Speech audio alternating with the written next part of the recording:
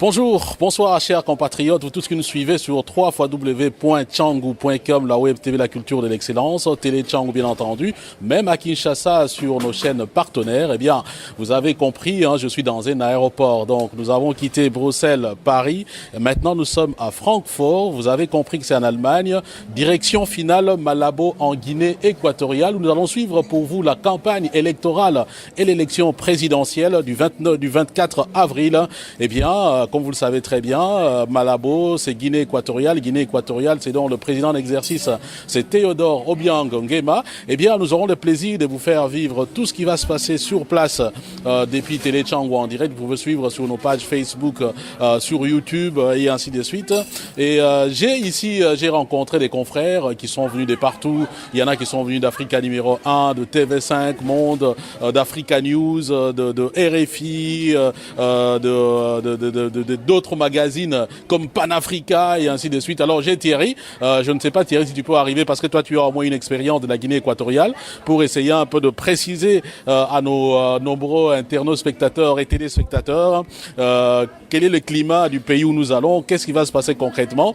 Voilà Thierry, tu peux venir rapidement comme ça, tu essaies un peu d'expliquer à tous nos internautes, spectateurs. Alors je disais Thierry, toi tu connais très bien la Guinée équatoriale.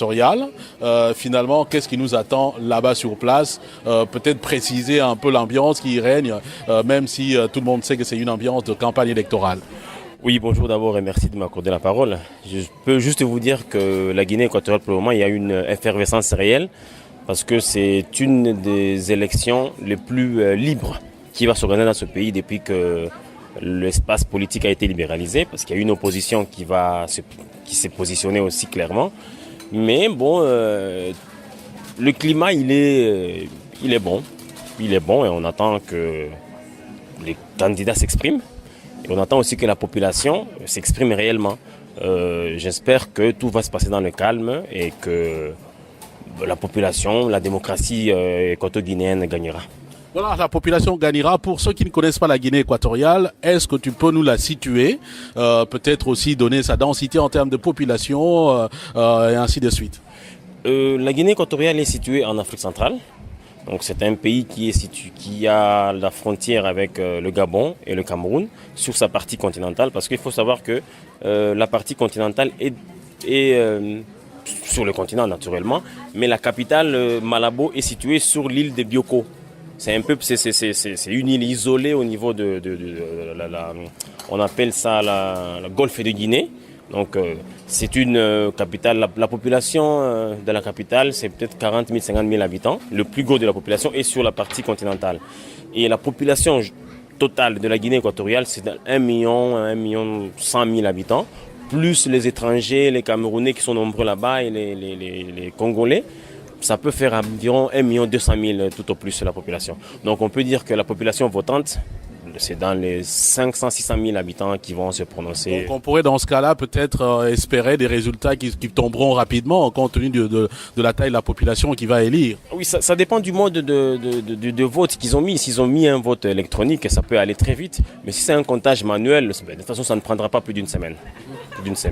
Et de toute façon, tout le matériel qui a été mis en place a été commandé et fait pour que les élections se passent rapidement et que les résultats soient rapidement connus, le plus rapidement connus. Alors, quand on parle de Guinée équatoriale, on a vu par exemple dans les images, il faut rappeler peut-être que la Coupe d'Afrique des Nations édition 2015 s'est déroulée en Guinée équatoriale, à Bata, à Malabo et puis dans d'autres villes du pays.